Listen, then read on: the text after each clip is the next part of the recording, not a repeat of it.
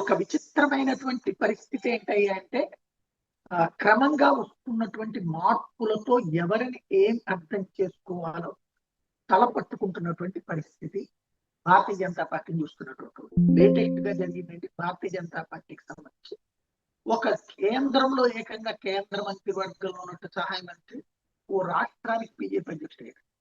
అదే సమయంలో ఒక రాష్ట్రంలో ఉన్నటువంటి మామూలు మంత్రి ఏకంగా బీజేపీ జాతీయ అధ్యక్షుడు.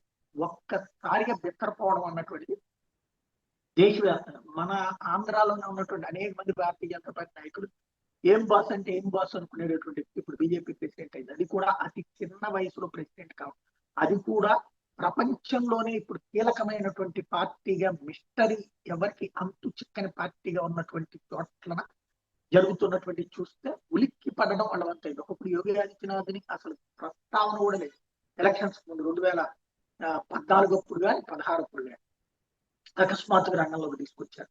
అట్లాగే ఒరిస్సాలో నవీన్ పట్నాయక్ దించిన వాళ్ళు ఎవరికి తెలియదు, బీజేపీ అంతే. త్రిపురలో మాణిక్ సర్కార్ లాంటి వాడికి ఇచ్చింది ఎవరు, బీజేపీ అంతే. అంటే పేరుని ముందు పెట్టి ప్రచారం పొందాలా, పేరు లేకుండా ముందుకెళ్లాలా, పేరు లేని వ్యక్తులకు పేరు నడ్డానికి ముందు ఎవరికి తెలుసు బీజేపీ జాతీయ అధ్యక్షుడుగా ఆ రాష్ట్రం మనకి హిమాచల్ ప్రదేశ్ లోనే అక్కడ పోటీ. అట్లాంటి వ్యక్తి జాతీయ స్థాయి రాజకీయాలు నడిపారు. అదే సందర్భంలో ఒక మఠాధిపతి చేస్తా ఏకంగా యోగి ఆదిత్యనాథ్ ముఖ్యమంత్రి అయ్యారు. కాబట్టి భారతీయ జనతా పార్టీ పక్కా వ్యూహంతో వెళ్తుంది. ఆ వ్యూహం ఏంటన్నది ఎదుటివాడు అంచనా వేసుకునే లోపు సర్ప్రైజ్ ఇవ్వడం అన్నది దాన్ని స్టైల్ ఆఫ్ ఫంక్షన్.